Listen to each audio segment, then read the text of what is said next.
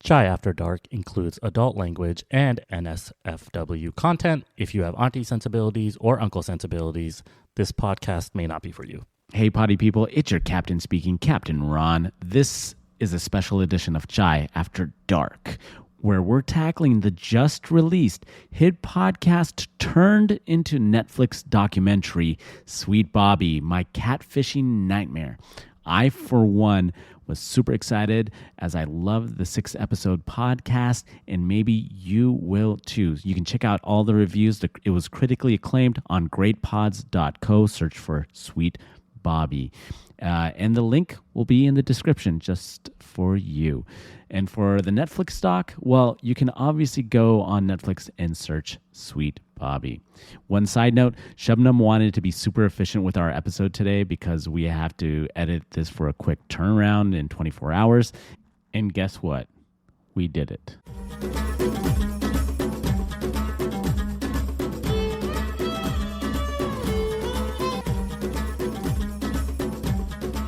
Hey, ladies and gentlemen, welcome to the special edition of Chai After Dark. Chai.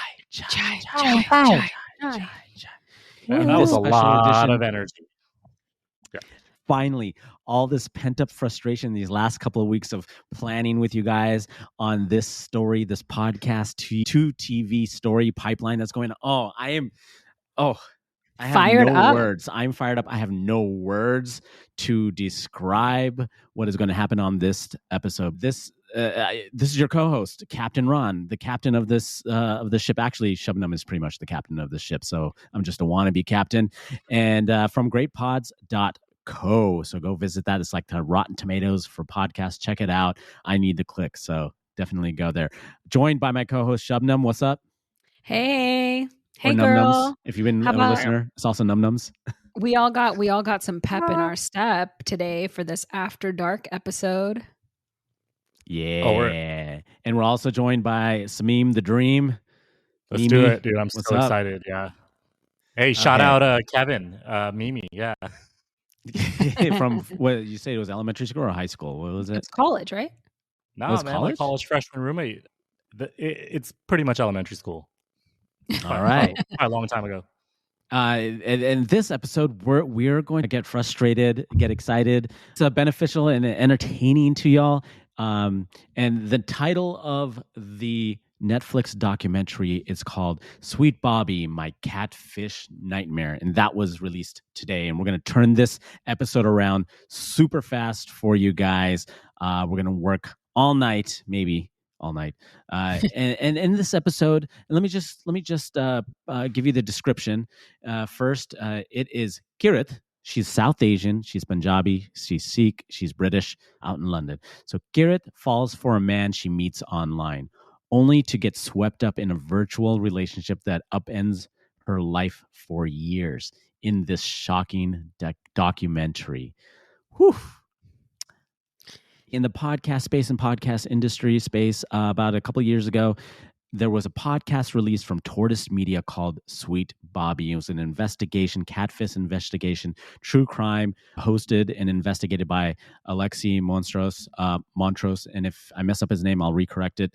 But he was the investigator, heard about the story around the newsrooms and picked up on it and went down the rabbit hole of investigating this story, this catfishing story, surprising catfishing story. It lasted about 6 episodes. Amazing. It has plenty of critic reviews, well reviewed, well liked by the critics. And it was also a top 5 podcast on Great Pods for a good 6 months to a year, and it actually rose up in the last couple of months because of the documentary coming through. So it was a nice listen. I forced these guys. I told these guys, you got to listen to Sweet Bobby. It is in our wheelhouse. It's South Asian drama. It was a podcast, and now it's being turned into a documentary. The podcast, I don't know. So the podcast was weird because I feel like the first 3 episodes were boring, and then I started feeling like traumatized. Like literally, I was like, oh my God, I need to go under a blanket. It was really traumatizing and weird, which that's my comfort space, under a blanket. But anyways, I thought it was good, but it was just Like, Preeti auntie, like you need a shower afterwards, like You that. had PTSD after this. Yeah, I I had kind of felt that way PTSD. too. Yeah. Yeah, and I would It's hesitate neat. to say this is completely true crime just because my takeaway from the podcast was what the fuck is going on? I need so many more details. I need so many more details. They didn't have And I enough. think we got a few more details from Netflix, right? Yeah. But I'd want even more details. Yeah, but overall, I love the podcast because I like the structure of how it was. It was different from certain true crimes or catfishing stories where you get to know who it is by episode 3 of the podcast. And then this investigation of that person who is catfishing. And I was like, yeah, get him. Yeah, it does have open-ended case at the end, but it does lead somewhere. It's just not where we wanted to go. Yes. And I'd like to say we did reach out to Netflix Publicity.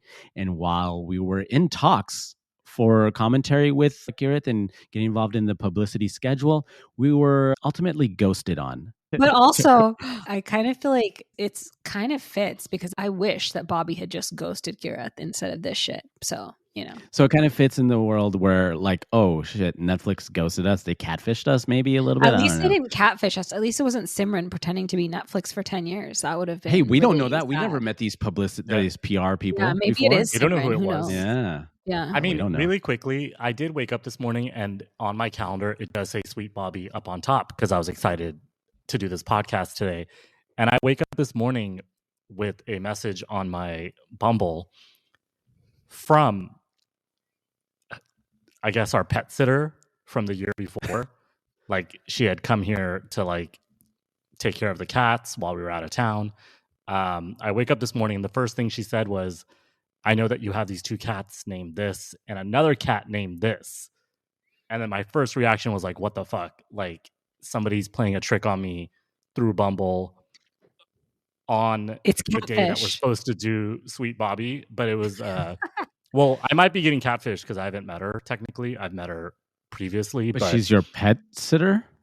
She's his old anymore. pet sitter. I mean, technically, she's from. He ran All into right. his old pet sitter on. If- It could really be Yeah. your This- real life. It could have We been a need- real life we have catfish. questions. You need to give us answers. You need to go make sure that all of your younger cousins are not.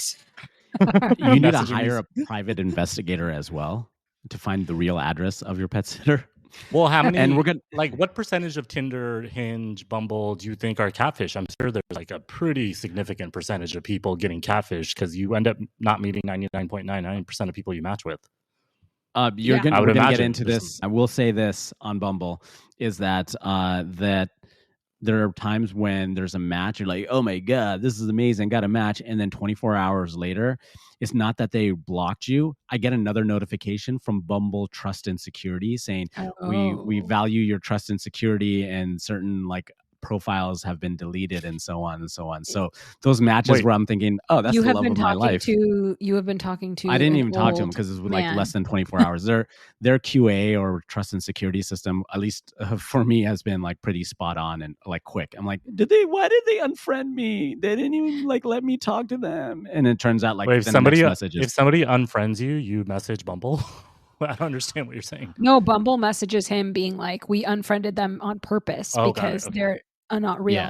So far we've done a Netflix commercial, a Tortoise Media commercial, and a Bumble A Bumble commercial. hey, and that's a great segue. If you'd like to sponsor Chai After Dark, we are available for sponsorship. Come right ahead and email us at chaiafterdark@chaiafterdark.com. Or if you know us, just DM us and on LinkedIn or wherever, and we'll get you started. But Chai After Dark is growing. We did hit 1,000 downloads, and that's Dude, also we're like growing. at almost 1,500 right now. So don't Yeah, even play us especially- smaller than we are. Especially starting from scratch. So if you are interested, hit us up. So we start off on this Netflix documentary, Sweet Bobby, and we're introduced to meeting Bobby and Gareth and how they met each other. Also going down to Brighton, which is 2-hour train ride and 1-hour drive from London itself. in England. And I've been there before. I've been to Brighton before. It's a seaside town. It has a beach. A lot of Brits go there during the summertime or their holidays, as they put it. And I went there during the winter time, so it was definitely not a sightseeing spot. It was windy, cold, rainy, stormy, and all that stuff. But the people were great. People were nice. It's a small town. So we go there and we see behind the scenes of like old photos with Bobby. They're scared down there partying. Like the Indian crew is out there with their Indian friends crew. They're all so Bobby's at the club. Bobby's at the club, right? Yeah, So she runs into Bobby's at the Bobby's club. at the club. She sees Bobby and she's like, "Oh my God, I've been chatting with my friend Bobby online for like the last couple of years. I'm going to go say hi to him." And she goes, "Bobby, it's me, Gareth." And he's like, "What?" He's like, "I don't know." She's like, "Gareth from Facebook Messenger." And he's like, "Huh? I don't know." So she just assumes he's like too drunk to realize and then kind of just lets it go. Right. Which I'm like, no. Where's your ego? Ask him, like, "Hey, how come you don't remember me, asshole?" Like, yeah, this is first 5 minutes in. This is first 5 minutes in. And Imran, No. You've been to a club first 5 before. You minutes. know how loud it is, okay? And I agreed with her in that situation. And you can't hear, but it's not like you can't see.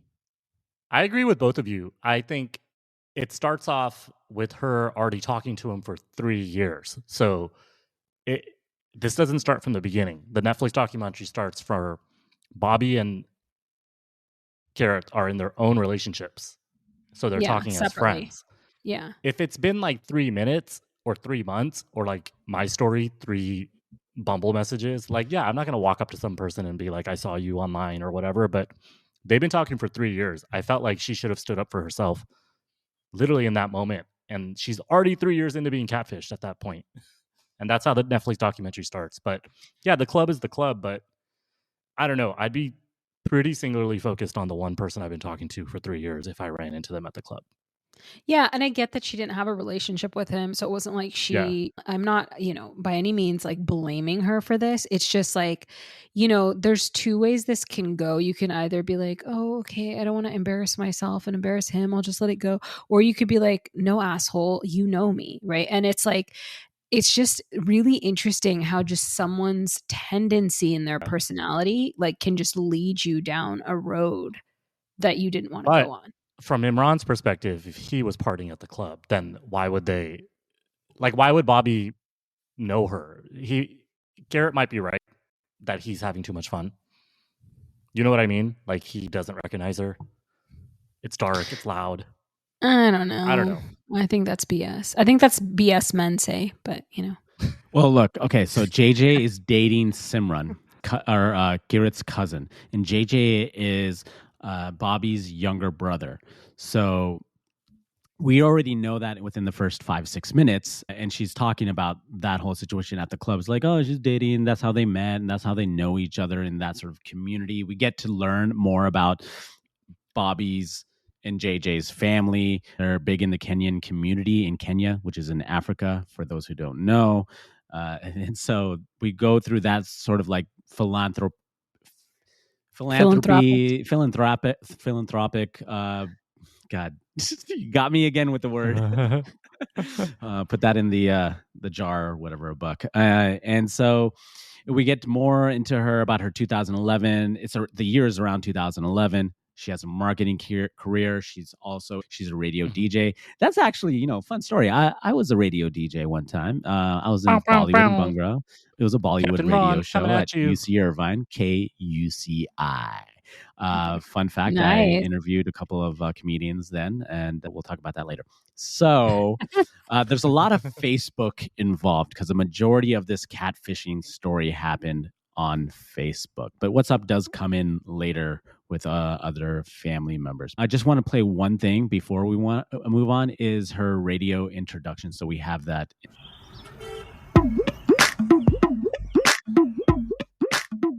You listen to the sounds of the five rivers that is Desi Radio on 1602 AM. Thursdays is Radio Day. My show is called the Bhangra Road Show. My name's Kieran. I'm keeping you company until 6 o'clock. That's how I kind of opened up my radio show a little bit. I was like, this is Captain Ron, and this is Bollywood in Bhangra, USA. Here's a little clip for you special listeners out there. That's right. You're listening to Yo by Sab on KUCI.org 88.9 FM. Here, live in Southern California. And a happy Saturday in January to you. So you're ready to play? Yeah, we're in position. It's showtime. Oh, no, I called it Yo by Sab, and it was a Bollywood and Bhangra show. Her boyfriend, she said, they were together Yeah. for 18 years. He would And disappear for a year at a time, come back. Then she would go to Bobby and be like, oh shit, my boyfriend's gone again. That's how they were kind of communicating.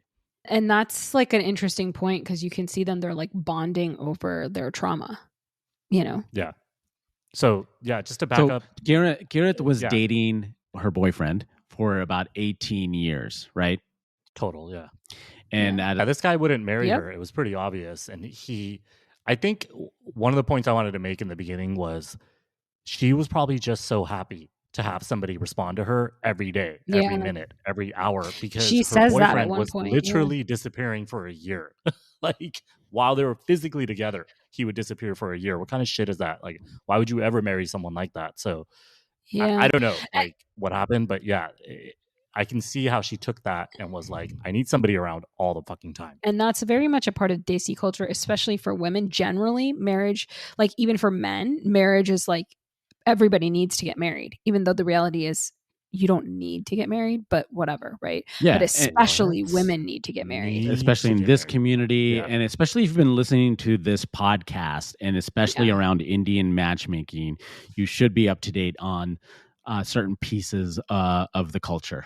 That includes what they were doing through this documentary. Yeah. Straight up. Yeah. The need to get married. And then, you know, her mom says if a woman is not married, you are looked down upon. And Plays into the I idea of think lok kya kahenge. Yeah, and I think she really took this to heart because I feel like that's why she allowed herself to be strung along by the first boyfriend, and then she was in this place of like trauma and rebound that opened the door for Simran to do this psychotic shit to her.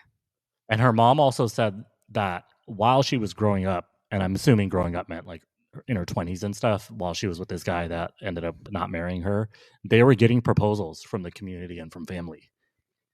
Like, I don't know about family, like cousins. Like, we're not talking about Like, cousins tonight. She was getting Like matches, biogas. like arranged marriage, Like, arranged yeah. marriage. Yeah. Yeah, so she was getting potential suitors. She was hella Um, cute, yeah. successful. She was cute, like, yeah. She was fun, dancing in the studio.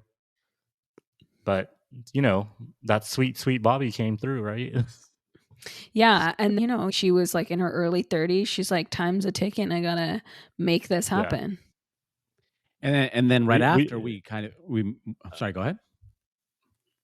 No. Sameem? I was going to say Bobby's a pretty good looking dude, but I think we get to that later anyways. And for folks in our chats beforehand, Sameem had repeatedly said that Bobby was a good-looking guy. You know, and that's fair. He is a good-looking guy.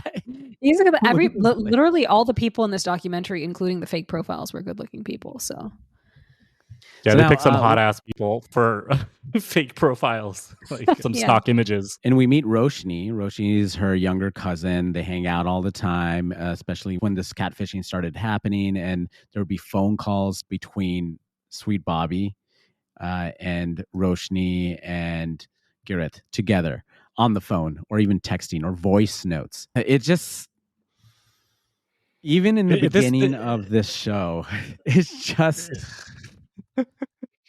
so bizarre. so bizarre. This is so weird. That's a great note. How bizarre.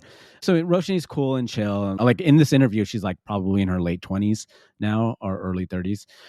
And we also get to know that Bobby is engaged to Sanj. There's video of this, and seeing the video versions like really puts, for me as a listener of the podcast, adds another layer of Deceit. yeah. and shock, deceit and Yeah. shock.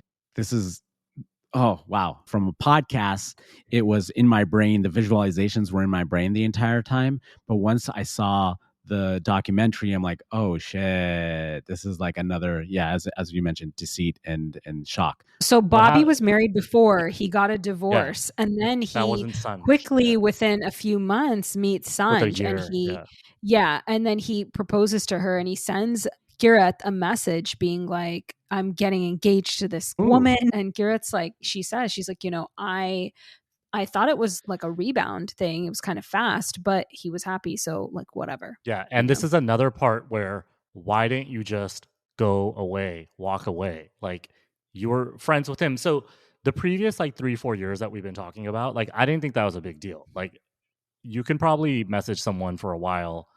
You're not romantically involved. They know some of your family. Oh, you message here and there. Big deal. He disappears for a few months after his breakup. This is where it gets so insane. Like, nothing we've said so far is insane. He like messages her. He says he's getting married, and she just stays in contact with him. Yeah. Like, about what and for what? These are the parts that don't get filled in. Like, what the fuck are they talking about while, quote unquote, Bobby's married to Sanj? Like, yeah. And then there's years of history that just get removed. Yeah. And then it's like they have this like family connection, but she hasn't really seen him in all this time. And she's then gets invited to the wedding, but she has like this family necessity to where she can't go. And then you start seeing like Simran's like this manipulative character, because she's like, she probably knew that there was a reason why Kirat couldn't go. And that's why she had Bobby, quote unquote, invite her, because she's like, oh, she couldn't go. So she knew it was safe. Otherwise, Kirat would have like crashed their wedding. Yeah. As Samin was mentioning, like there's nothing is as shocking as until we hit this moment of messaging. And they're on Facebook Messenger, which Facebook Messenger was released to the public in 2010, 2011. So it's the beginning days of Facebook Messenger, as well as this catfishing story and creating fake accounts is going off at this time frame too, obviously through Simran, her cousin. And this elaborate story that's shared with Kirat that Bobby got shot and around 6 or 7 times and is in the hospital. Makes no sense. This makes no sense. Yeah. And this is the part where it starts. Yeah, it goes off the rails. Going off the yeah. And she sees this post from Sanj, Bobby's wife, during her radio show, and she's like trying to hold it together, finish her show. Weird, and then she sees a Facebook post of whoever the catfisher is putting, I think it's like a fake picture of somebody in a hospital bed saying that Bobby got shot. But if you got shot like that, like, why would it go all over Facebook? Like, why would there be a profile photo? Yeah, and why would his wife be like, let me post about it? Yeah, and then why would you message the one person that you're not even in a relationship with? It's like an internet friend, and you're sending her pictures of you shot up in a hospital gown. Like, it's none of this makes any sense. And it goes back to the beginning of the episode. She was at the club, she met this guy, and he literally said, I don't know who you are. And she keeps getting not just like small clues, the most ridiculously massive clues that you could find. Like, and she's just not with it. Like, it's she what just we can't call a get red there. flag. Yeah, and then flag, it dude. also it's like the Titanic about to hit an iceberg. It's the most insane. But then shit also that he says he's in witness protection. He's in witness protection, so he has to fly to New York. Right? Which is funny. And then on top of that, from witness protection, he's messaging her from Facebook Messenger. Yeah, which it sounds like they've allowed him. They've allowed him to message. Yeah. No, he did. He says, I'm not listening to them. He said they told me I'm not allowed to message anyone, but I'm breaking the rules. That's what he says. No, but so he got permission. Later on, he said he got permission from witness protection about which is so bizarre to have a WhatsApp group of 30 friends. But like before we get there, it's just like I don't know this. It's just like obviously she was traumatized and susceptible to this, and really needing this to work out to get married. And then it's also like so weird because it's like Simran saw her as prey and was like, let me do everything I can to like consistently get her like attention and control over her, So that's really so bizarre too. Yeah. And just, I'm going to put this here now because, Simran is Imran with an S. Okay. So why God isn't it Simran? damn it. You're such Simran. What's up, Simran? So if you ever wanted Imran? to pronounce my name, Imran, it's not Imran. Okay, Simran Imran. Oh my god! You know, I should- someone I from our should friend get group is stupid. going to We're add that so to our thread stupid, dude. now. Yeah, we're gonna get. Wait, I'm some time bad out, time messages. out, time out. You're calling us stupid? Holy He shit! included documentary? himself in it. He I included included himself. watching it. Come on, man. Holy, Pradiman, we're the smartest. We're the Simran. smartest bunch you've ever met, man. Shit. Simi Coco. 3 years in, witness protection, New York, chatting on Facebook. He's divorced, but he's now like Sanj is like the love of my life. But I'm talking to you for a couple of years as well. She replies back saying, "Missing you, my bro." You know, she tried to throw in that platonic game in there, and she's 35 years old now. No, it ends up like Yashvir, her cousin, the cousin of Bobby, gets involved in this. Spoiler alert: Yashvir is also it's a Fake real account. cousin, but it's a fake account made. Everything that Simran has done has stolen all of Bobby's circle of people and friends or family and made new accounts for them, and which is begs the question. I'm thinking about Facebook in those early days, in the 2010s and 11s, of there was no duplicate reporting being done, or dude, did Yash these guys never saw that, hey, what's that profile doing over there? That's me and I'm logged in already, but why is my name popping up or something or other? Like, no, friends would send me shit all the time that said my name, and it would be a duplicate Facebook account. I remember one time one of our friends, like in our like group of friends, that he always talked shit, so we wanted to like get him back. He was kind of annoying, to be honest. He didn't have a Facebook, so we created a Facebook and we used all these stupid photos of him like on our phones, and then we created this ridiculous Facebook with the worst photos we could find. We added everybody up in our group. He ended up with like 100 and something friends within 2 days. And then we started posting stupid ass comments like, I have to take a shit, like things like that. So we did that. Dude, we literally did that. And this was in like 2008. So we were adults. Remember like in 2017 or something, that set of like 4 months where we went on a hike every week, our group of friends, and then we went to brunch afterwards, and I went to the bathroom and you guys took my phone because it was open. Hell yeah. I remember. And then you guys, you took a picture of yourselves and you posted it as if it was me on my Facebook account and said something dumb. I forget what. Like, I don't know what you guys said. Something about pancakes. You didn't delete it, did you? Yeah, it's probably still there. Yeah, it wasn't harmful in the sense. We were respectful. We're just like, here's a very harmless prank. It was like dumb shit. Like I didn't like. Samim, that was bad. Come on, man. Did he ever find out? Did he ever find out? He found out like the next day, like in the second day. We didn't linger for 10 years. Like who Simran. No, I'm pretty sure we told him or somebody told him, but like the idea was that it was going to get out and he would know. And then we deleted it, right? Like, but he would say that he doesn't use Facebook, right? And then he would be like, I'm so cool, I don't use Facebook. This motherfucker would scroll his wife's Facebook and then pretend he's not using Facebook. Like, these guys justify anything, right? Like, so that's why we did it. He deserved it.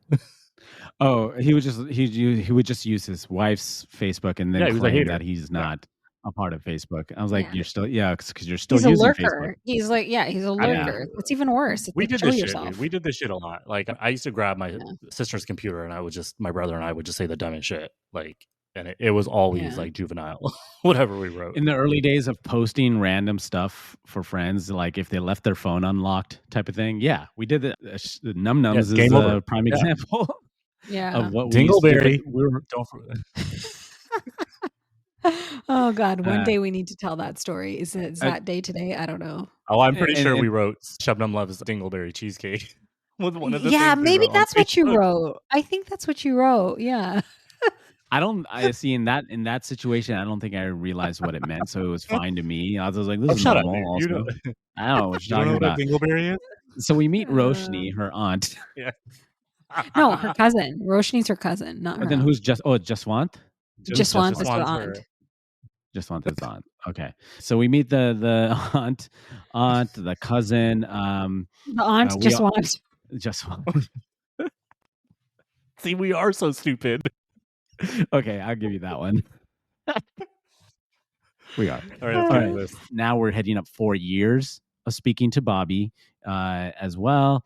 And there's like this weird space that Gareth is in at this time. And she has not yet, we're 4 years in, has not yet had a video call with him, an in-person date with him, Or even a real voice phone call. or Nothing. a real voice phone call. It is, Yeah. again, now we're 4 years in, okay? Yeah. This whole time I'm watching this documentary, we're watching, listening, whichever mode, I'm just like still losing my hair over this. Yeah. Why is this happening to her? Why? And she's in a group with the 3 amigos, but really it's just her and one amiga that's pretending to be both of those guys. It's like the And the weirdest two thing. amigos, they're Bobby's friends, dude. If you were dating someone and like 2 randos, they weren't even dating yet. They were like friends, right? 2 random people message you and they're like, "Hey, I'm the person you're dating's friends." And you just start Facebook messaging them. That's it. You never meet up. and then Adam and then you and Gareth, but Gareth is the one that added them into a group chat because she was talking to him separately. dude. Yeah, but I agree with Samim. It's like, wouldn't you be like, "Hey, do you want to get coffee or something?" Like with anyone else, even that was related to him, like any of these profiles. Yeah, let me this pick is your while brain. she's Hey, still- let me pick your brain on so and so. Let's get coffee. Yeah. And He's also, still it's a like, witness protection. So yeah, they're if saying he's in that witness, how's he talking to all these people? yeah, but also he's in witness protection, and then Rejveer somehow weasels his way into being on his medical staff. It's like, what the hell? Like, how did this happen? This is like so bizarre. And she doesn't think that, like, hey, forget about trying to figure out if this is a catfish or not. If I was like trying to date someone and they're like, I'm in witness protection, I'd be like, I don't know whether you're a cat. I wouldn't assume they're a catfish. I'd assume they're maybe a criminal or a crazy person. And I'd just be like, forget it. This is more trouble than it's worth. But instead, she's like, oh my God, I want to take care of this person in witness protection. Like, this boggles my mind. I'm like, no, but what happens after witness protection? It gets even stupider. Yeah. Like he's supposed to go meet her, right, Imran? And then here comes another devastating thing that happened to him. What is it, Yeah, Samim? So he said he has a fucking stroke. Oh, then yeah. he says he has a stroke and he has to relearn devices. He has to, but he also loses his voice in the stroke, but he can still he still has mobility. So he can still text her. He just can't talk to her. And then they're talking. He's paralyzed from the left side. Yeah. His whole left side is paralyzed. This shit's so fake. And then they're like, she literally looks into the camera during the Netflix documentary. She's a pretty good actress because this happened years ago, and she's acting like she's talking straight to the camera, like it's Bobby's like a real thing. And then she's like, I just wanted to take care of him so bad. He had a stroke. And she's like, I want to be there. And he's tapping. Like, yeah. Oh yeah, you'd hear a tap as like I acknowledge the presence. Like, yeah, like she'll be like, I love you so much. I hope you're better. Like, you're so wonderful. And don't worry, you're gonna get better. And he'd be like, and she'd be like, oh, I'm so glad you. It's like, whoa, what is going on? Who knows, dude? I think there's an air of desperation here, Shabnam, and I think you and I talked about this offline, but yeah, the culture lends itself to like extreme action. If you can't make your family happy, your community happy, her mom even alludes to it. Yeah. And societal pressure, community pressure, and it just kind of like sucks. We say the same thing almost every week, right? Like everybody ends up going through the same thing. We all act out, right, in our own ways. I think she just needed some comfort because nobody was comforting her. Like, she's okay. So you have all these. I'm talking about this moment happening right now. Yeah. Yeah. I'm talking about right now, like 6 years in to talking to Bobby. Yeah. Well, and like I got married when I was 37 and I'm a Desi girl and that was a long ass road. Right. Hey, isn't today your anniversary? Yeah. Today's my anniversary. 2 years. The anti-carrot over here. Yeah. But I mean, like, husband. I really think there's like, Real husband, yeah. As a Desi woman, when you get to this point where you're like late, like 20s, early 30s, and maybe even this is to some degree true for all women, right? You're like, okay, how do I make this happen, right? And I feel like at some point you either go two ways. One is like the Kirith way, and depending on how extreme that goes, that can go of like where you're like, I'm gonna like see everything through to its end, no matter what it takes. Or you go the other direction, which I went, and I don't think I went too far down that road, which was like, okay, you're not really going to take anyone's shit at all. Because then you're like, okay, my time is valuable. My time is precious. I only have so many years where I can like have kids, blah, blah, blah. So you go one of those two ways. And she went to like, I'm going to see things through, but she went extreme down far on that shit. Yeah. You know? And we're talking about 5 years in. We're not talking about the entire Catfish 10-year scenario. We haven't gotten to the crazy shit. And don't you think, but though, like in times are changing slowly as they do and progress, but in that time frame, even in the 2000s or in the early 2010s, is we're looking at Desis. It doesn't matter which religion in South Asian culture, really, but when you hit 30 as a female and not married, you're getting unbelievable pressure at that time frame, being like, why aren't you married yet? And so that pressure builds and builds, and especially if she broke up with the 18-year dude, Yeah. like when she was 34. Yeah. I got to get to it, that's it. It's partially obviously a large part culture, and then it's also just biological too, right, for women. But my personal life story was different because my dad had strokes and got dementia when I was 28. And so when I hit 30, it was finally like we'd figured out a little bit how to manage him and take care of him. And so I was so happy on my 30th birthday because my late 20s were like complete shit. So on my 30th birthday, I was like so happy. And somebody we know said to me, like, I've never seen a brown girl this happy to turn 30. And I'm just like, because I was like, dude, this is my life. It's way better than when I was 28. So it's just funny. Are Desi women crying when they turn 30? I don't know. I don't think I've ever been to a dirty 30 Desi party, but I don't imagine they'd be crying. I don't know. I don't know what they're doing, but all I can say is I was so happy to like have a life again. We're at the part where he says he loves you to Kirith. Kirith is ignoring it, thinking like he's just on this rebound, like whatever. But the two friends, these two fake friends, Yashvir and Rajvir, now they really do exist in the real world, but they're fake profile friends. This one, they egg it on big time. Yeah. They're like, no, he really loves you. Yeah. And he talks about you all the time. He talks about you all the time. Fake Bobby is falling ill from the wounds and from witness protection. God damn. This is such an elaborate story. It made me laugh throughout. So when she doesn't, time. when so Simran can't, when Simran can't reel her in by Bobby telling her he loves her, or by Yashvir and Rajvir saying that, no, he really loves you, then all of a sudden Bobby is having a stroke. Dude, this is ridiculous. Like, I can't keep up because the stroke is he's married to somebody named Sanj. But it's like leaves him because she doesn't want to deal with the shit, basically. And of course, that's not a red flag either. And so then Simran starts to try to help him through his mental issues. And then he says he loves her, yada, yada, yada, to where we are now. Right. But it's so crazy that we can't even keep up with it because Sanj also is messaging Kira.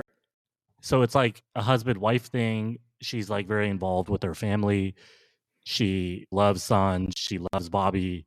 Bobby has the stroke. And then what kind of like situation is this where Sanj just like leaves her husband because he had a stroke? Like, and he's in witness protection. Insane. Yeah. And he's in witness protection. And then it just... Yeah. And then Rajvir... but then Rajvir says that Bobby's in the hospital and he's like having this stroke and he's about to die. So send him a farewell message and record it because he might still be able to hear.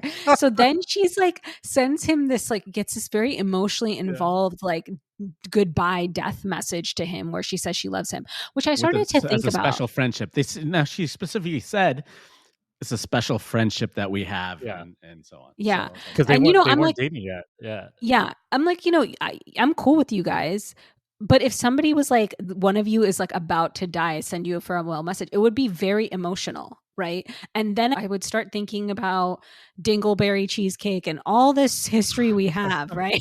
But like, I don't think about that normally when I talk to you guys. So it's like really manipulative because they how put her dare in you? this How are you space. not thinking about dingleberries? So he's like This- sending her perfectly written sentences. And at the same time, he's like, I can't do anything else. Like my mind functions Yeah. perfectly, my digits function, but nothing else functions. And he's like, I have to relearn how to use devices, but the grammar is like perfect. Yeah. And lo and behold, after this message, he magically pulls through. Yeah. He He's all is good. fine. I mean, he's not Well, fine. He still doesn't have a paralyzed. voice. Yeah. It was the But he's visual not recording. Yeah, he's not dying anymore, and now they're in a relationship. Him and Aw. and Garrett. 4 years and later. so 4 years. It's like They started talking. And she says this quote, like, I can't believe he had to almost die for me to figure this out. It's like, dude, that was the entire manipulation. They were like Simran was like, let me try to basically pull every emotion that she could possibly have out of her by taking him to death. And that's how this happened. I don't think she really loved him. I think it was just all the like, No, it was like intense a weird emotional shit. fascination. Yeah. Fascination. Yeah. Is that Stockholm syndrome? No, Stockholm Maybe? syndrome is when someone abuses you. But I mean, maybe because even if it wasn't a catfish situation, it's emotionally abusive, emotional Yeah. unavailability, and that seems like what her first boyfriend did too. So maybe there's Yeah. okay. Just FYI, we're not psychologists or therapists by any means. Yeah, we're not just any. basing it, and we're basing it off the characters that we've seen and heard through the podcast and the show. We don't know them in real life, right? So I want to put that disclaimer out there. But as these characters, as you mentioned, like, yeah, isn't there a thing where the past traumatic relationships still kind of the baggage? Essentially, it's Yeah. just the baggage. course. She had Yeah, this of baggage course. that she Yeah. kind of brought over. She hasn't worked through it herself either. It's 18 years in a real life relationship with like probably her high school, maybe middle Yeah. school boyfriend. Maybe they started Yeah. the way it made it seem 18 years. If she was 30 or 31, No, she was 34 when they ended. So when they ended, it was 18 when they So got 16 together. But maybe they were friends she for was a like couple years. 16. Who knows? Yeah. Maybe community, it's a small community, right? So Yeah. you know each other. That's what they It's established. insane. She started talking to Bobby, and I know we keep saying the same thing over and over, but to iterate, she was 31 years old when she Yeah. first started talking to Bobby. So she was in her 30s getting Kuch catfished. akal nahi hai. Right? Where's your brain at that point?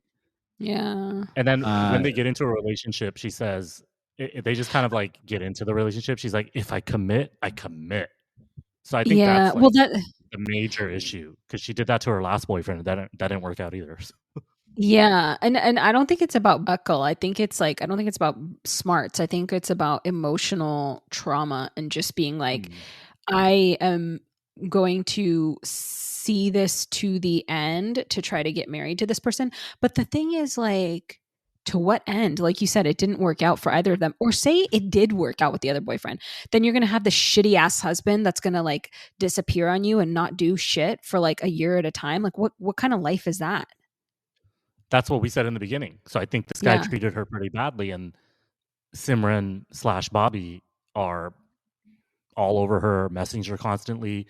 They're staying up all night with their Skype open, but she can't see him. So she's And just he's like just on a tapping. call. He's just tapping, or Yeah. Oh, then he does voice therapy and like says that he is able to talk to her in a hoarse whisper. So I'm like, okay, imagine Simran in front of the mirror. Like, okay, how the fuck do I pretend to be a guy? Okay, if I do it in a whisper, it can kind of pass like, hi, Samim, how are you today? Oh, hello. hello. Okay, Can Rami you, like, Mukherjee. what a tool, like what that you're standing in front of the mirror trying to figure out this You shitty sounded like voice. a manly man. And we may red flag and poo poo on Kirit's like mental state and whatnot, what she's going through it all, but like also we have to give more so to Simran for like exactly what what you were just doing. She had to make what 30 to 60 profiles. 30 profiles on a WhatsApp group. Okay, how do you even imagine the amount of time and like energy to keep up with these characters, figure out these characters, get all these different phone numbers, which I know how you can do that because I don't want to say how. I know I can. It's not suspicious at all. It's my professional network is like how I know how you can do that, have different phone numbers. But this was a lot of like dedication. Like she was clearly getting something out of it. At the same time, she's getting up and up in her career. She's like a banker. She's ends up being like a VP a few years later. I don't think she works right now because she had to like leave the workforce, but she was like getting promoted at the same time, spending 8 hours a day catfishing her cousin. Like it's so insane. The time spent staying up all night. Staying up all night with your cousin, like at that point. But maybe she wasn't staying up. All she had to do was tap. She probably didn't. Oh, they were sleeping, right? Like they were obviously sleeping, but like what for? When they weren't having phone sex. And that they don't bring that up in the documentary, but it's pretty obvious that they. But she implies it. And here's the thing: I'm just more questioning Simran's sexuality. Like you're staying up all night with your female cousin who's like radio personality, celebrity, guest in the local radio community type of thing. And it's not just once, it's repeated behavior. So you're listening and then you get upset. So like there's baggage with Simran in her breakup with JJ and whatever dark period she's going through. But are you attracted to your cousin for doing this? Is that a thing? I don't think so. Feel like I don't think so either. I think it's more that she was like jealous of her. And I think that she was also wanting to control her. I think that Gareth was this like popular, cool, desi radio show host. And Simran was like, if I can like manipulate and control that person, like I'll feel so gratified. And I feel like that's maybe why she got so successful at her job, because she was like basically getting so much internal confidence from manipulating and having power over Kirith. And maybe that's why now she doesn't work, because she doesn't have that. I don't know. I mean, if I was an FBI profiler and I came across this case and I'm not, and I don't have any skills, that would say I could be one. But I would imagine that somebody, but if I were, my wife used to watch Forensic Files and what's the actual FBI profiler show? Criminal Minds. Criminal Minds. Yeah, she watched Criminal Minds all the time. It's the craziest show. So on that show, if this was like on that show, they would say that Simran is probably a loner, somebody who grew up in a fantasy land, like starting from when she was like 5, 6, 7 years old. She probably had very extensive fantasies. I'm not talking about sexual fantasies. I'm just talking about like daydreaming. She probably dreamt about her wedding. She probably dreamt about her kids. She probably dreamt about a lot of different stuff.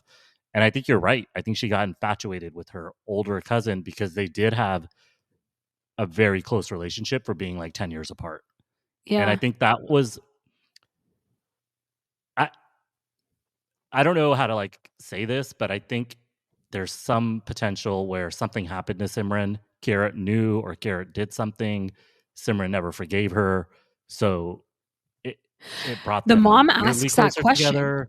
Yeah, something happened that we're obviously not getting the full story. That's obvious. But yeah, I don't know what Simran did or happened to her, but I feel like there's something traumatic beyond relationship stuff.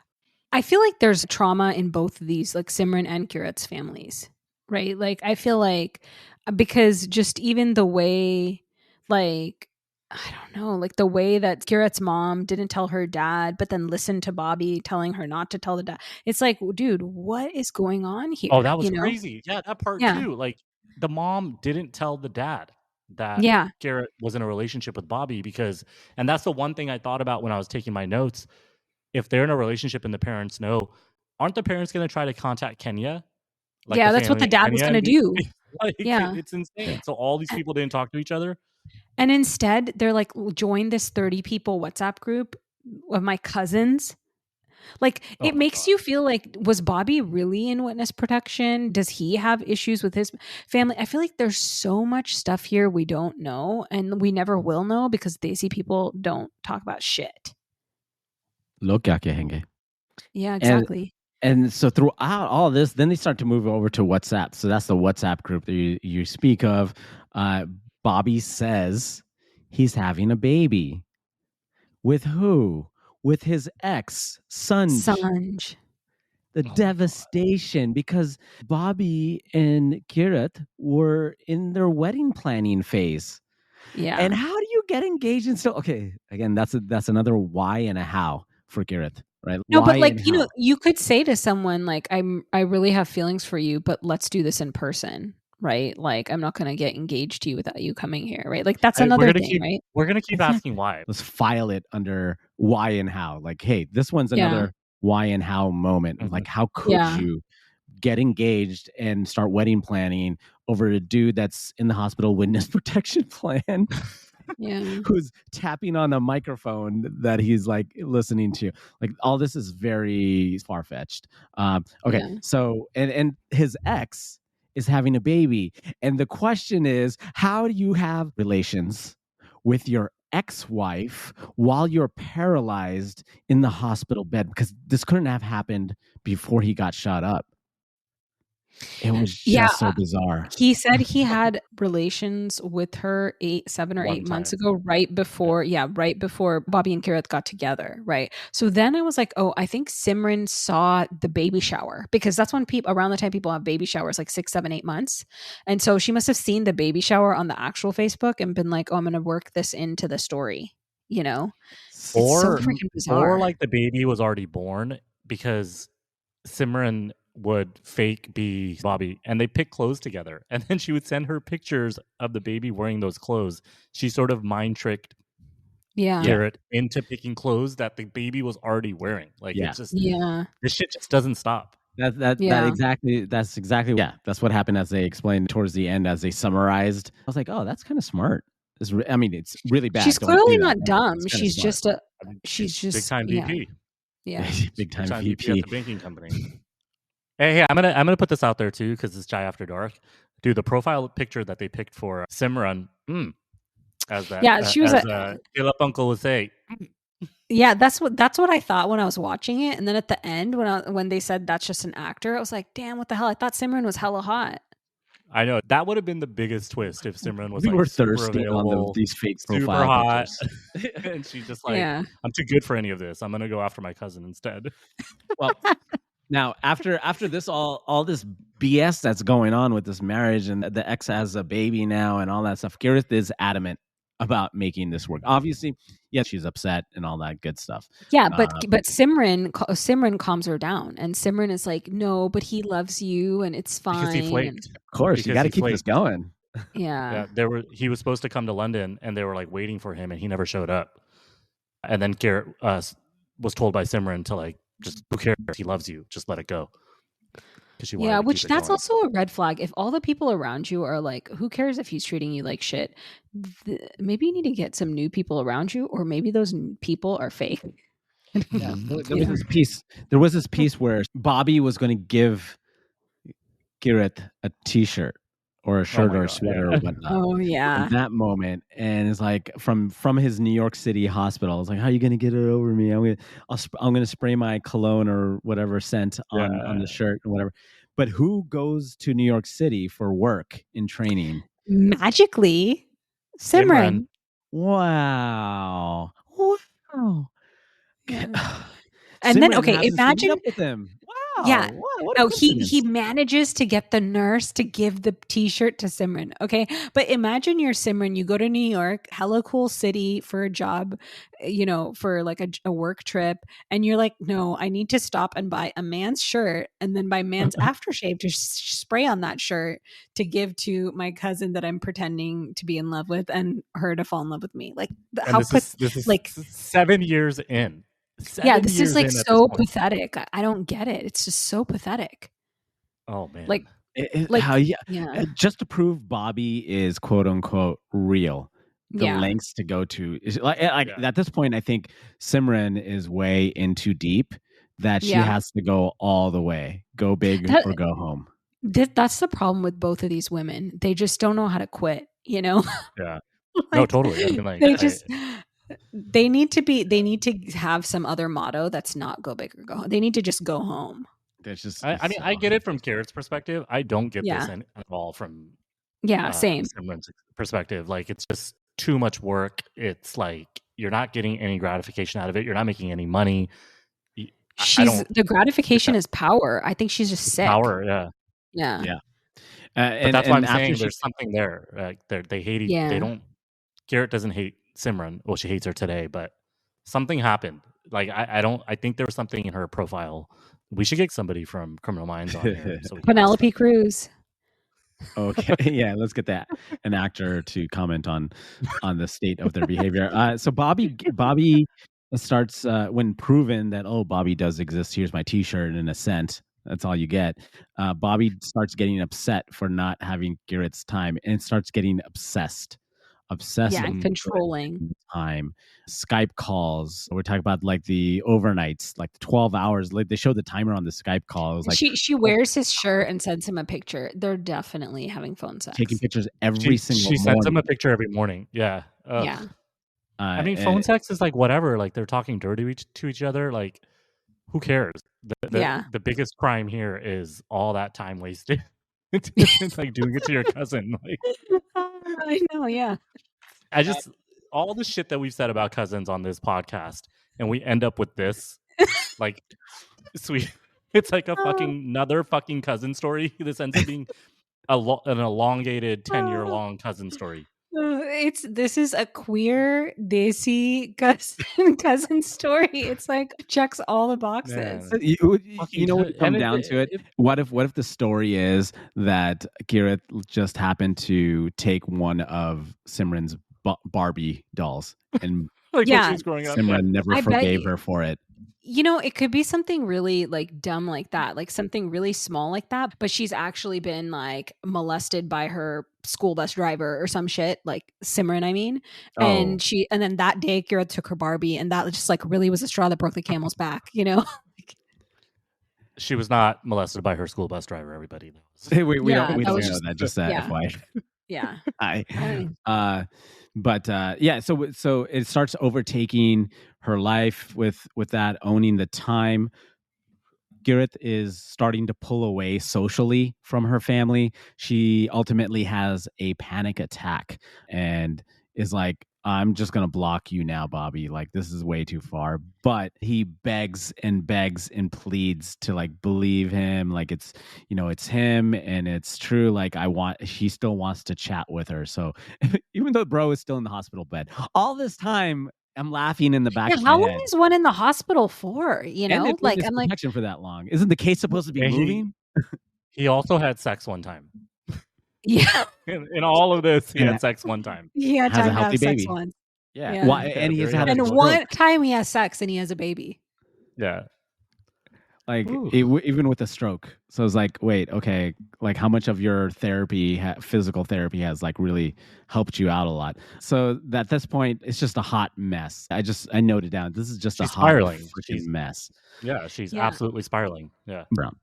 But she gives him an ultimatum because her grandmother gets sick and she needs to spend time with her grandmother. And she can't spend the night with her grandmother because she's supposed to be on Skype with Bobby, aka Simran. And so she gets really upset about that. When her grandmother dies, Bobby says, okay, I'm going to come to the funeral. He never shows up. That's when she finally loses her shit. Her grandmother had to, what is it with Skireth and people dying or almost dying for her to like realize what's up? So then her grandmother dies and she finally gives Bobby this ultimatum, like, you come here now or I don't. Done. Yeah. So then Imran, then he comes and she goes staying at a hotel in South Kensington, which is a suburb of London. And Garrett goes on her own investigative path to hunt him down and see him.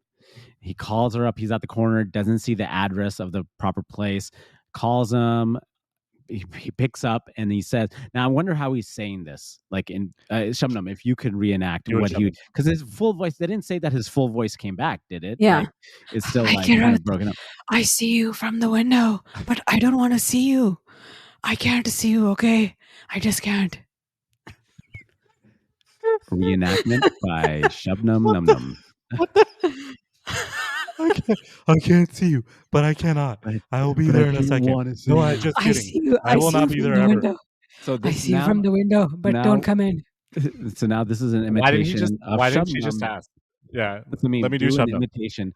Do an imitation of Shabnam doing Bobby. Action. Hey, I see you from the window, and I really want to have sex with you, like the one time I had with Sanj, my wife. Just one time, please.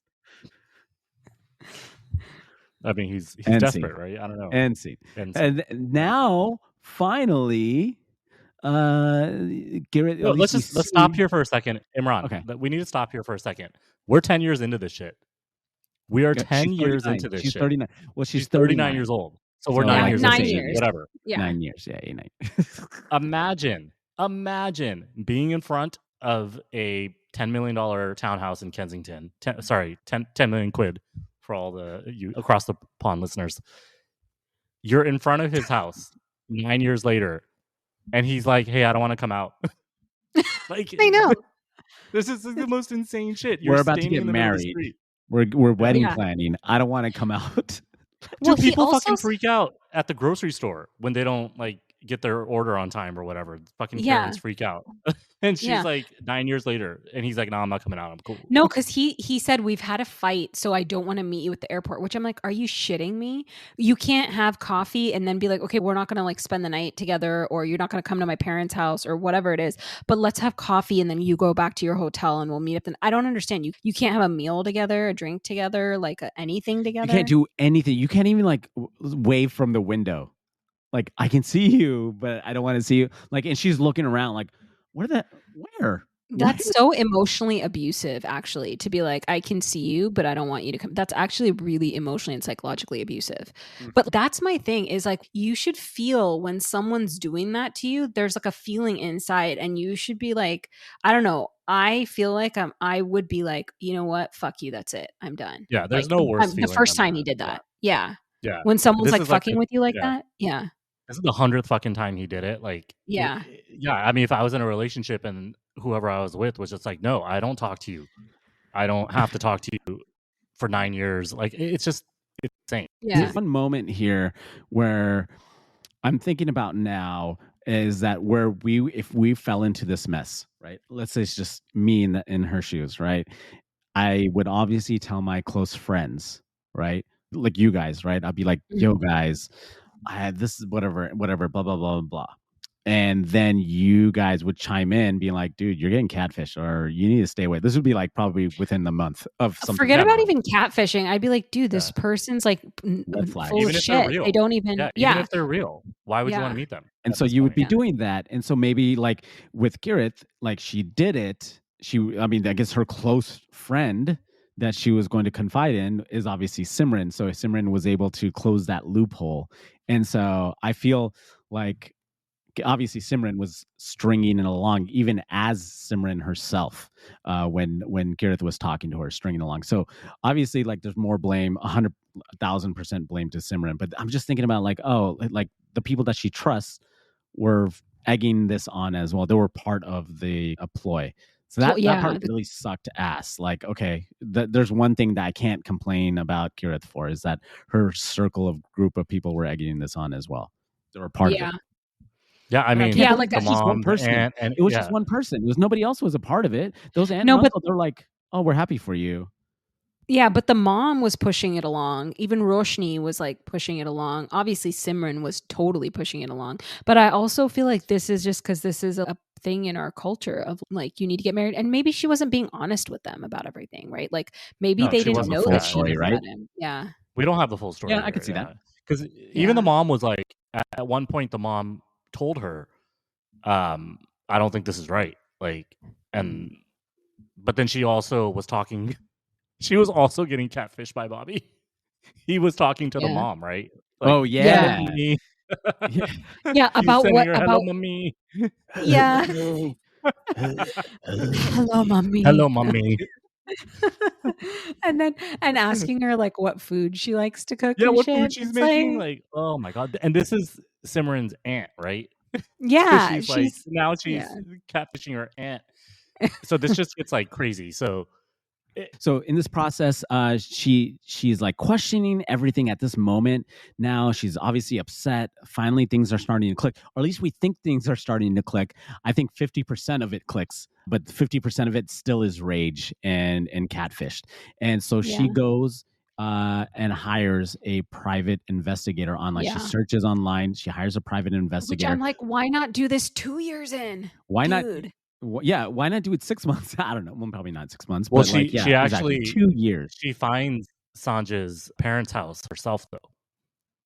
Through like Yeah. whatever. So she goes to Sanjay's parents' house first, sees Sanj walk in front of her, then she goes home or whatever, and then she asks the private investigator for Bobby's address.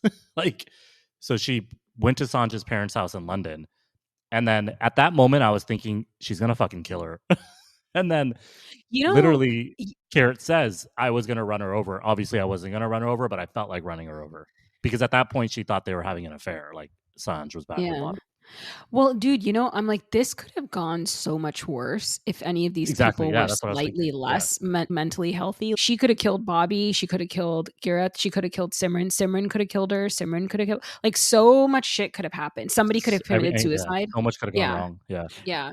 Mentally, like I felt like one of those two, whether it's Simran or Gareth, would have they're like one of those two are on edge to what you were Yeah. describing. I don't want to say the word, but that you said it already. Yeah. But like it's just on edge to Mm. do something to themselves, which would have been Yeah. horrible, obviously. But she searches for a private investigator. She hires a private investigator, find out, give me the address. The private investigator gives the address. The address is in Brighton.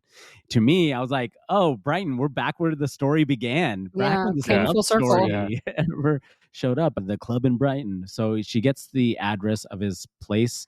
It's about an hour drive, as I mentioned, 2-hour train ride. And shout out to my good friend Mallory, because we did a European trip together and we went down to Brighton to visit one of her friends. But she knocks on the door of Bobby.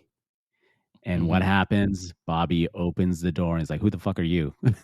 Yeah. Basically. Imagine being mean, Bobby in yeah. this moment. Someone comes at you hard and you're like, dude, I'm just sitting in my house. Like, where the hell did this come from? Right. He was scared as shit, right? That's what he said. He's like, I Yeah. was so scared. Obviously, this chick's up in my face, but Bobby's this is well insane. kept, I just- well mannered, nice gentleman on screen. Even the interviews on the podcast, like he's just a normal, or as he mentions it, like I'm just living an ordinary life.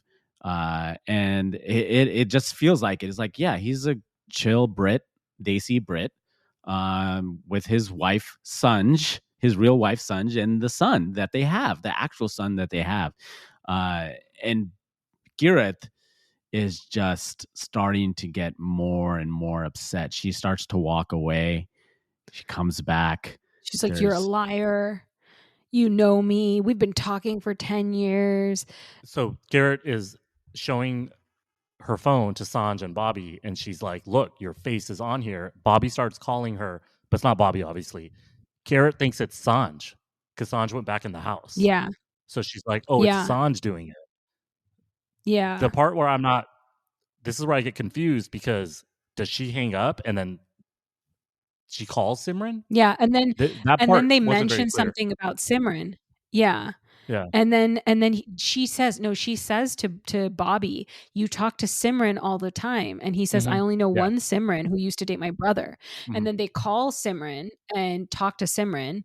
And he's like, let me talk to Simran. And so Bobby talks to Simran and tells Bobby, it's my cousin. She's confused. Give her the phone back and I'll figure out what's going on. And then Simran tells Gareth, just leave there.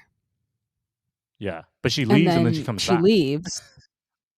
And then she comes back to say to Sanj, the kid is like my stepson. I think that's why. That must be so That's freaky. the fucked up Like part. yeah, exactly. The kid's And my that's what, stepson. really killed. I sort of interject. Can I please speak to Simran? Simran, hi, this is Bobby here. I've got this lady outside my house. claiming all these things that I've known her for years. I would have put this on speakerphone, by She the way. says, Yeah. Mhm. my cousin, she's just confused. Give her the phone back and I'll try and figure out what's going on. Simran says, leave there, Girit. She says, just leave there. This music is great. Deadlocks Yeah, it the was good. door, I love that latch music. on, makes sure Yeah. the door is secure. We're looking at each other. And then she comes back. Comes back. This time I hear the chain unlock. Like I'm somebody that's going to break their door down or barge my way into their house. How are they supposed to know that you aren't that? Yeah. I would not have opened the door again. She looks Yeah, at same. Sanj Peephole and it. says, Get that I Ring camera know out. You're staying at your parents' house in London because I've seen you there with your son. Oh my God. And How I long almost has ran she you been over. watching me for? Did she do that a lot? And she mentioned that she felt such a strong connection to Bobby's son, and she So This part's- freaks me out because we don't know what she's capable of. 100%. I just felt really scared. Yeah. So anyway, Honestly, that just blew my mind. The whole stepson part, my brain broke at that point. I was like, "Oh my god, this is Yeah, so that wasn't in the bizarre." podcast. it's such a good buildup of a document. For me, I will say this: Yeah. it was a good buildup of a documentary to get to this point, because I throughout the podcast listening, I always was interested. Okay, fine, you knew who Simran was a catfisher, but when she confronted and found Bobby, I think it was episode 5 Yeah. of the podcast, is like having see Bobby, and even in the reenactment, but it's also really him doing the interviews. Like seeing that together made this documentary just like popcorn, like keep on eating the popcorn, suspenseful. The music was suspenseful. Also, Mhm. what they're talking about, like, yeah, we don't know how Gareth, we don't even know anything about Gareth. Like, what the hell? Who out of the blue, this Yeah. person comes out of the blue, making these suggestions, comments, all these potentially threats. I don't know, things like that are going to freak anybody out. That was such a great pacing or scene in this type of suspenseful documentary. At least my take on specifically that scene. Yeah, and then she goes to her car and starts driving home. Gareth, I'm talking about, and Simran calls her and is consoling her, and then Bobby, the fake Bobby, starts messaging her like, "I'm sorry you had to see that." It's like, what the like? How is this even? And then she goes home and she's still communicating with the fake Bobby, and she's like, "F you," all this stuff. She like is cussing him out. She's like done with him, like whatever. And it's just like, why are you still talking to this? Like, I feel like her brain couldn't even register that it I was. mean, that's just well, she's lashing out. you're in this emotional. There's She doesn't such an know. emotional Yeah. rage going on. Yeah. I don't think for 10 years she wasn't really thinking straight on who this person was, right? But then now you're tacking on the actual meeting of Bobby, and it wasn't. For 10 years, everything has been it's just crashing down. You're not going to be in this mental state to think remotely normal at any point anymore. So that's why she's lashing out. But I guess what we get to at this point is that finally, within that rage, she's like, I'm going to call the police. Finally, she's going to report whatever it was that, well, it's not technically the catfish yet, but like just whatever's been going on so far, she's going to report. And it's like, I'm like, finally. All right. Yeah, well, she's going to the police because Bobby says he's going to the police, right? So Bobby said he's going to the police, so then she says she wants to go to the police, and Simran says don't go, which is weird. And then that's when Simran comes over. Simran comes She over. just comes over. And now she doesn't come inside though.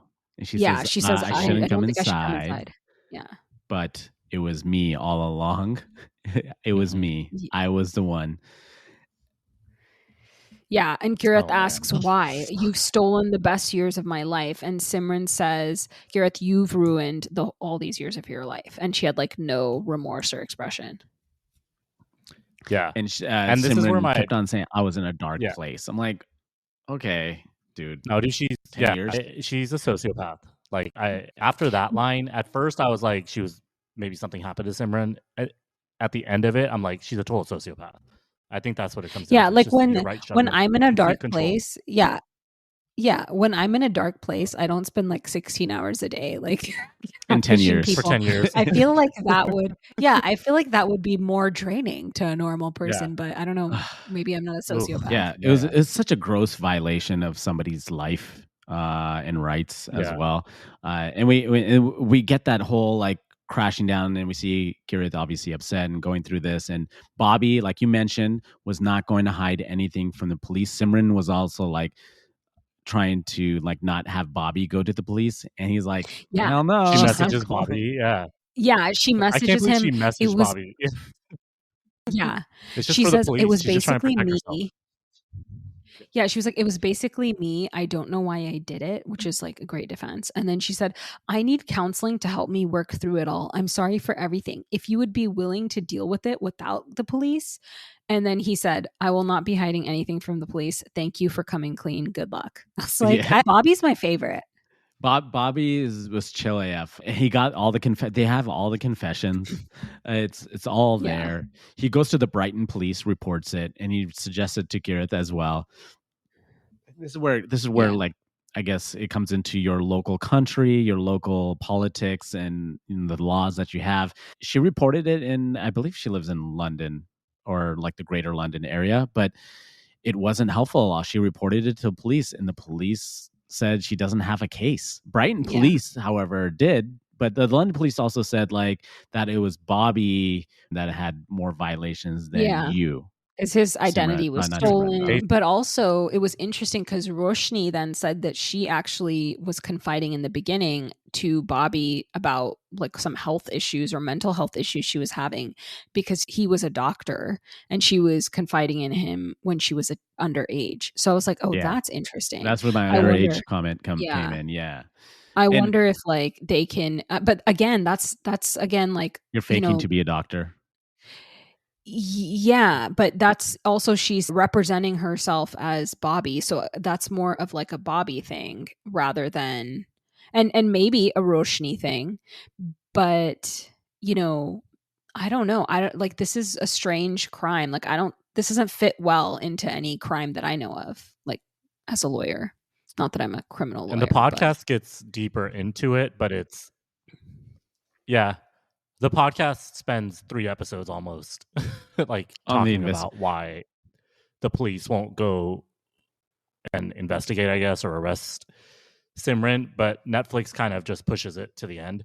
Like we're at the end of the documentary now, and they don't expand on it. But there is a couple interesting things. Simran had to write an apology note, and we don't know what's in the apology note. Because it can't be disclosed. Yeah, it can't be disclosed because Simran is just trying to protect herself. But then I think this is where Simran fucks up. She sends another note to Kira. Yeah, that wasn't in the documentary. There was a draft note, and then there was like, okay, here's the legal note or polished legal note that they sent over. And the polished legal note's lame as fuck, right? But but even the draft was apparently lame as well. Pretty lame. Yeah. But at pretty least lame, it was Simran's voice as far as the writing was concerned. Here's the thing: I want to make that correction of earlier. It's not a correction; it's just an update. When you were talking about the 30 people within the WhatsApp group, Simran had 60 Facebook profiles that she was managing to catfish. So she had to do that whole mutual friends and all that just to keep up the facade that it's a real thing. 60 profiles. Can you imagine doing 60? Was she doing like cocaine in her dark place? Because how do you have this much energy? Like, I don't know. When I get depressed, I have less energy. I don't understand. I probably.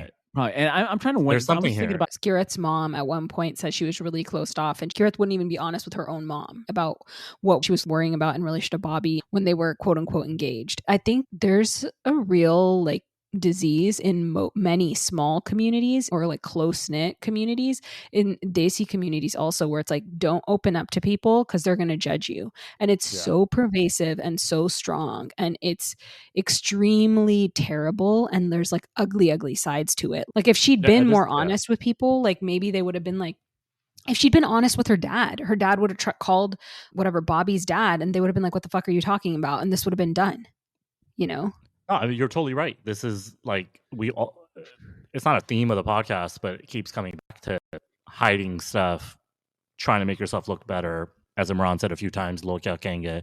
It's also ridiculous at this point. Yeah. And it's frankly like you have so much potential to like lose track of your life if you can't live in the present, right? Like it's just you're trying to hide shit so much that you just can't see clearly in front of you. And it's not just Garrett. All of us have examples of friends and family that do this to themselves, and it's just super unfortunate. And we're sitting here like talking all kinds of shit. And there was. I will say, like, you know, you're right. We are talking shit. And, you know, when we criticize her, we're all criticizing her from a lens of like, what would we have been on our good days, right? But if I think like, yeah, what could have happened on my worst day? Yeah, probably this could have happened, definitely, you know, and that's also scary too. The dad is interviewed, and one of the things I wanted to point out in the podcast episode 6, I went to re-listen to episode 6 specifically because I want to know how that ended compared to this ending, and the dad's commentary is different, right? Because you have a couple of years afterwards of the podcast episode version of Dad in the documentary. He doesn't come off as not, I wouldn't say bad, but as a South Asian dad, like in the podcast itself, he was very South Asian dad. And in this one, it was mostly mom talking. Just like Indian matchmaking. The older couples in the beginning of the episode, mostly wives were talking. When they're on screen, it's mostly the wives. I don't remember ever hearing about Simran's, not Simran's mom, Garrett's mom in the podcast. It was the dad that was mostly in there. So this is the first time really seeing the mom. She's doing all the talking. Mom probably said, "You're not doing any more talking. You messed it up in the podcast." But the dad in the podcast, he was part of the small group that got to read the letter, and he says, "I don't want to read the letter. Like, I know what's going on. I just feel sorry for the whole situation." He just kept on apologizing the entire time in the podcast. "I'm so sorry. I'm sorry this happened to Garrett. I'm sorry this happened." And this was the triggering moment in the podcast. You should listen to it. He's like, "I'm sorry this happened to Simran." And it just goes off. It goes off the rails at that point. She's like, how could you be sorry to her? Yeah. Totally. And we've gone through this with her, right? We've gone through 6 episodes with her. Yes, we know Garrett has enormous issues she needs to go through. But for you to side, or in that verbiage, in that saying, you're sorry for Simran, dude, your daughter just got catfished for 10 years. You need to be with her 120. Like, you can't, maybe in your head you can say it, but you can't say that out loud. But also, then he dials it back. He says, "I know her grandfather and they're good people." This is, again, it's like, who gives a crap what her grandfather's like? That's nothing to do with a psycho being born into the family. Yeah. Like, what's the point? There's no point for you to do that. You have to stick by and console your daughter. Right, at this moment, at least that's what I felt. And then when we get to the documentary, he just doesn't really say anything. Yeah, he doesn't say which is like, we know what you said last time, but he's still not great back in the podcast. He's still not great, but he's still not great in the documentary. He says, "I didn't even know what catfishing was." That's not the point, bro. Like, your daughter went through something super. You can't traumatic. blame ignorance on this. Yeah, you can't blame ignorance on it. Like, moving forward, you have to like support her, and he didn't do it. I think. Like, and he probably just thought it was like, oh, she was fucking around on the internet. That's probably as deep as he like thought about it. And he's like, what is she so upset about? Just get over it. I'm 100% sure that like that's what his initial thoughts were. I understand certainly a little bit of the situation of first, second generation parents like moving to the country or whatever, and then being like, I just want to be a law-abiding citizen. I don't want no trouble. I just don't want any trouble. Please, just no trouble, no trouble. Yeah. And so you apologize. I think I may be referring to Hassan Minaj's first Netflix act, where he does tell a story about the racism when the glasses of the Camry of his car were broken in, and then his dad was apologizing. It was some racial act, but his dad was apologizing. It's like, Dad, what are you apologizing for? It's our car. They did it. Why are you apologizing? And look how far that's gotten us. Racism, hate crimes. Like, clearly we need to try something new and freaking stand up for ourselves. Oh, man. Oh. Okay, thanks. This was is that legal? Is that legal advice? I don't know. I think we need to end on that. No, it's getting too late for me. All right. Well, so long story, even longer. I believe I got catfished for about a year. This is when I was doing a lot of emceeing for the Bhangra shows, the Bollywood shows, culture shows, things of that nature. So I was out in the LA area. And at some point at one of the, I think it might have been Pakistan Independence Day Festival, just out there on stage, there's like thousands of people. I started getting phone calls from a girl, random number. She knew who I was. She knew where I went to school. She knew everything about me. And I'm like, who are you? And for at least 6 months, I strung it along because it felt exciting. So if there was something that I could relate to Gareth for, is there's like a level of hidden excitement Yeah. in these, at least the beginning stage, okay, at least the first month or so, or a couple of months. Yeah. I was like, and if I think back, I was like, I still want to know. I'm a male, I'm a guy. I was like, well, this chick, I want to know who it is. I want to know what she looks like. It's your younger guy let's meet cousin, up. dude. It's my, I should probably. It's your younger guy cousin, dude. Like, do you have any cousins that are like 10 years younger than you? Yeah, I do. Like, actually, catfishing me, asshole. Actually, yeah. But I tried to. I was like, I wanted to string it along. I was like, let's go. Let's meet up. By school, by SC, by wherever it is, and didn't have it. Like, no, I'll talk to you. No, only if you're serious. Only if you're serious. I'm like, okay, dude, you're wasting my time. So 6 months, I kind of laid off for a month or two, and then she started calling back again. I'm like, oh, okay, stringing this along again. So about the year marker, I was like, this is you. You need to just stop. That's it. And I never picked up the phone ever again from that. So I learned. That's why I'm looking at Garrett's history. I'm like, you ghosted your stalker. I ghosted the stalker, even though that stalker kept calling maybe once a month for a good at least another 6 months after that, and then it stopped. Damn. So yeah, I still don't know who that was and who was doing it and whatnot. I didn't have private investigator know how to go through it. You're not going to know a whole lot. So again, like Garrett's age or whatever, and maybe I was in my mid 20s, late 20s also. Like, you're not going to know everything that we think about because we have experience to go back and be like, okay, this is what I would have done. But you should have some common sense on what you're going to do. If you're not going to meet this person in 6 months, like, okay, why are you still in it?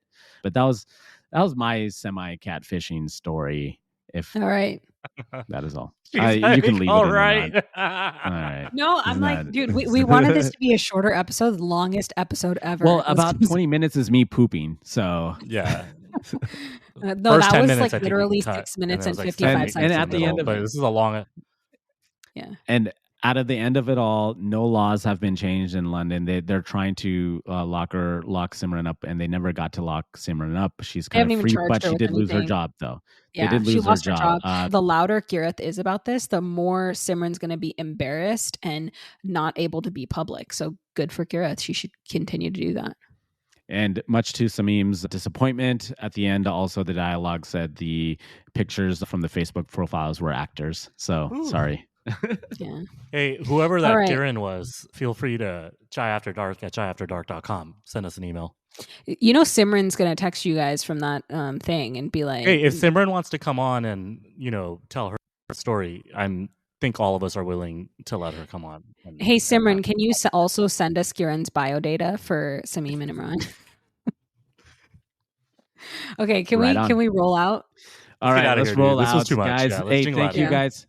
Thank you guys for supporting us on Substack. Go subscribe on Substack. It's jaiafterdark.com. Subscribe. Please rate us. And you know what? Actually, go to greatpods.co. Go on your desktop and add a review of Chai After Dark. And that'll really help us with Google SEO. And then go to Apple Podcast reviews. So yeah, like and review and subscribe on Substack, please. We're going to start doing some premium stuff as well. So get ready for that. All right. All right. Chai out. Hey, I take my leave. Take my leave. Bye-bye. Chai. Bye-bye. Jingle out. We got to jingle out. Yeah. This episode was produced, edited, marketed, and created by Shebnam, Captain Ron, and Samim of Chai After Dark LLC in association with Great Pods. Hello.